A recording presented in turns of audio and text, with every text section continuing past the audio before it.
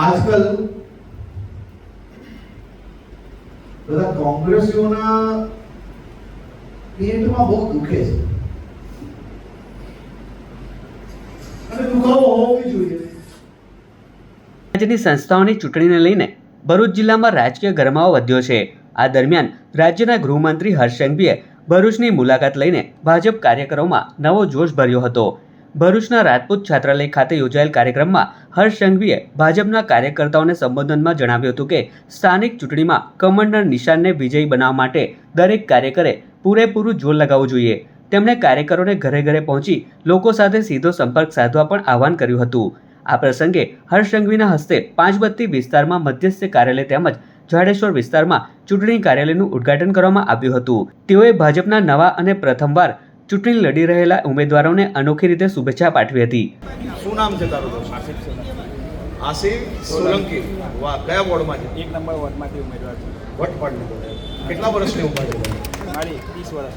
30 વર્ષની. શું કરે છે? હું ડ્રાઇવિંગ કરું છું. વાહ ભાઈ વાહ, હવે તો તારા વિસ્તારનું ડ્રાઇવિંગ કરે એવી શુભકામનાઓ. આસિફભાઈ સોલંકી વોર્ડ નંબર 1 ના ઉમેદવાર છે. ડ્રાઇવિંગ કરે છે. હવે વોર્ડને ડ્રાઇવિંગ કરવાની શુભકામનાઓ આજે આપણે સૌ લોકો પાછળ. શું નામ છે બેન તમારું? ભવિષ્યાબેન રાણા. તમે? લક્ષ્મીબેન વસાવા. લક્ષ્મીબેન વસાવા શું કરો છો તમે? અચ્છા. અને ભારતીય જનતા પાર્ટીમાંથી કયા વોર્ડમાંથી ઉમેદવાર બન્યા? Ward number 8. અરે વાહ, તો બધાની સેવાઓ વધુ મજબૂતાઈથી કરો તેવી શુભકામનાઓ.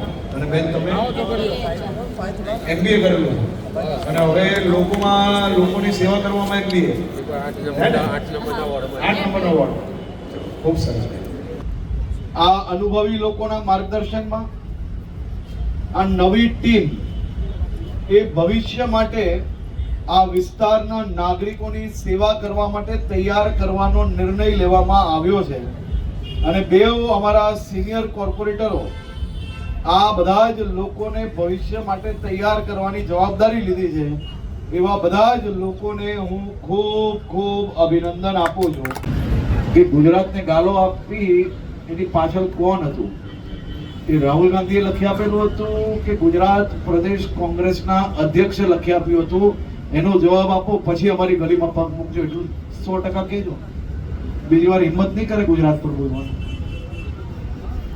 તો આપ સૌ લોકોનો ફરી એકવાર ખૂબ ખૂબ આભાર. 4 ઉમેદવારોને શુભકામનાઓ. સિનિયર કોર્પોરેટર શ્રીઓને બી હું શુભકામનાઓ આપું છું, અભિનંદન આપું છું. ખૂબ સરસ.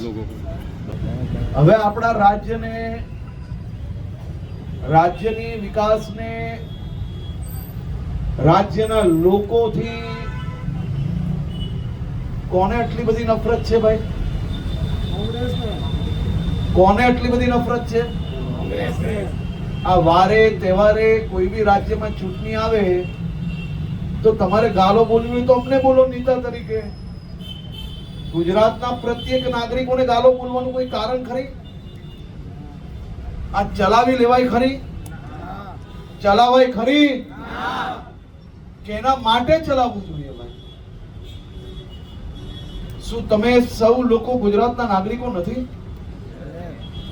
તમને મનમાં દુઃખ ના થયું આ બધું સાંભળીને? કોને કોને દુઃખ ના થયું એ લોકો હાથ ઊંચા કરે. હવે કોને કોને દુઃખ થયું અને ગુસ્સો આવ્યો એ લોકો હાથ ઊંચા કરે.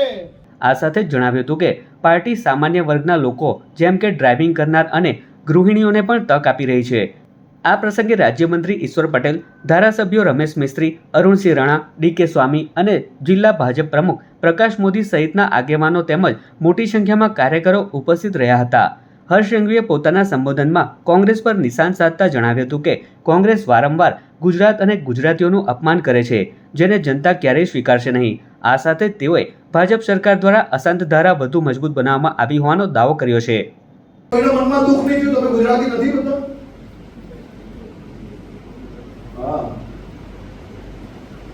એ સાંભળીને તમને કોઈને એમ ના લાગ્યું કે કઈ પ્રકારની ભાષાનો ઉપયોગ કરે અને કેના માટે ભાઈ? દર બીજા રાજ્યની ચૂંટણીઓની અંદર મન ફાવે ત્યારે ગુજરાતીઓને મન ફાવે એવી ગાળો બોલવાની અને આપે ને જવાબ આપે. કેમ જવાબ નથી આપતા? ગુજરાત કોંગ્રેસના એ તમામ નેતાઓ જરાક વાતોની અંદર મીડિયા અને સોશિયલ મીડિયાની અંદર આવીને કૂદતા હોય, એમાંનો એક બી વ્યક્તિ તમે સાંભળ્યું કે આ સ્ટેટમેન્ટના વિરોધમાં કંઈ બોલ્યા કે અમે ગુજરાતી નથી? રાજકીય ટીકા ટિપ્પણી હોઈ શકે,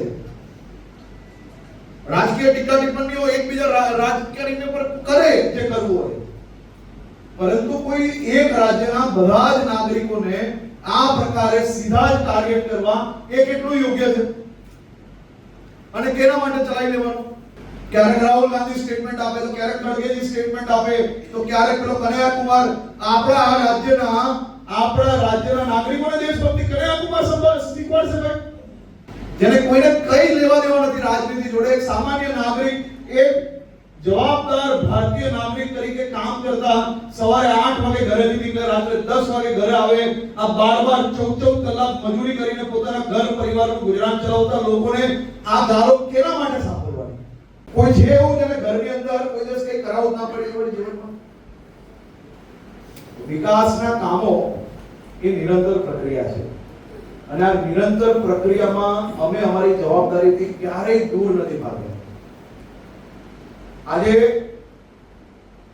30 વર્ષના ભારતીય જનતા પાર્ટીના શાસનમાં બી ક્યારેય અમે ઘમંડ જોડે બહાર નથી નીકળતા. દરરોજ સવારે નીકળીએ એટલે ગમે તેવી ફરિયાદ હોય તો આજે મજબૂતાઈથી સાંભળીને બીજા જ કલાકે એની ઉપર કામ કરવાની ભાવના જોડે મહેનત કરીએ છીએ. અને ગુજરાતમાં ત્યારે સંભવ છે જ્યારે આપણા નેતૃત્વ અને તમે સૌ લોકોએ 20-25 વર્ષ સુધી આ ગમે તેટલા વિરોધીઓએ જે મન ફાવે ગાળો આપણા ગુજરાતને બોલ્યા તોય સહન કરી, રાત દિવસ મહેનત કરી છે અને મહેનતથી જે મળ્યું છે એનાથી પરિવારને ચલાવ્યું છે. ત્યારે આ બધી જ વસ્તી, બધી જ સફળતા આપણે પ્રાપ્ત થઈ છે. હવે આજે ગુજરાતે સફળતા પ્રાપ્ત થઈ છે તો અનેક લોકોના પેટમાં દુખે છે.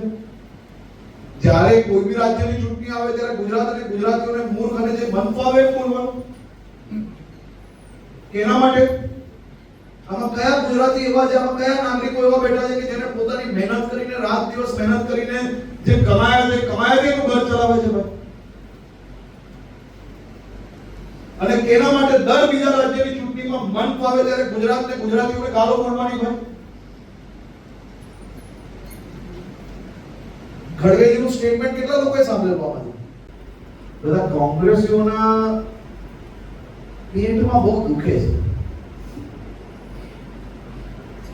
અને દુખાવો હોવી જોઈએ. દુખાવાનું નવું કારણ તમને કોઈને ખબર છે? હું ભરૂચ જિલ્લામાં છું એટલે આ વાત વધારે મજબૂતાઈથી મૂકવા માંગુ છું. ભારતીય જનતા પાર્ટીની ભૂપેન્દ્રભાઈ પટેલની સરકાર દ્વારા અહીંયા બેઠેલા સૌ સમાજોના હિતમાં અશાંત ધારાને વધુ મજબૂત કરવાનું કામ આ છેલ્લી વિધાનસભાના સત્ર દરમિયાન કરવામાં આવ્યું. હવે એમાં એક કોંગ્રેસી ત્યાં ઉભા થઈને મને પૂછે કે તમને અશાંત ધારાની શું જરૂર છે? આ મજબૂત અશાંત ધારાનો હક આપણા સૌ લોકોનો છે કે નહીં? મને ખાલી એટલું કહો. અને એને મજબૂતાઈથી પાલન કરવાનો પ્રયાસ કરવો જોઈએ કે ના કરવો જોઈએ? તમે જેના પેટમાં જે દુખવું હોય એ દુખે, પણ અમારો પ્રયાસ એ સાચા મનથી છે, સાચા દિલથી છે અને તમામ વિસ્તારોની અંદર બધા જ લોકો પોતપોતાના પરિવાર જોડે સારી રીતે જીવી શકે તેનો પ્રયાસ કરવો. અગર કોઈ ગુનો હોય તો જરૂરથી આપ લોકો હા નહીં પાડતા. 20 થી વધારે રાજ્યના લોકો એમના પરિવારના સપના સાકાર કરી શકે તે માટે એમને રોજગારી આપવાની ઉત્તમ તકો એ ભરૂચ જિલ્લાની ધરતી આપી રહી છે. એટલી મહાન ધરતી છે કે ભરૂચ જિલ્લામાં આવનારા 2 વર્ષની અંદર બીજા 3 લાખ કરોડ રૂપિયાના નવા ઇન્વેસ્ટમેન્ટ એ ખાલી હું ભરૂચ જિલ્લાની વાત કરું છું, 3 લાખ કરોડ રૂપિયાના ઇન્વેસ્ટમેન્ટ આવનારા 2 વર્ષમાં ભરૂચ જિલ્લામાં નવા ફેક્ટરીઝ, નવા ઇન્વેસ્ટમેન્ટ આવી રહ્યા છે, જેના થકી આ જિલ્લાના યુવાનોને માત્ર નોકરીઓ નહીં, એને પોતાને વેપાર કરવાની બી ખૂબ ઉત્તમ તકો આવનારા દિવસોમાં વધુ મળવાની છે. અને અહીં બેઠેલા મોટા ભાગના લોકો, તમે તમારા સમાજના વધુમાં વધુ યુવાનો એના લાભાર્થી આવનારા દિવસોમાં સીધા બની શકવાના છે.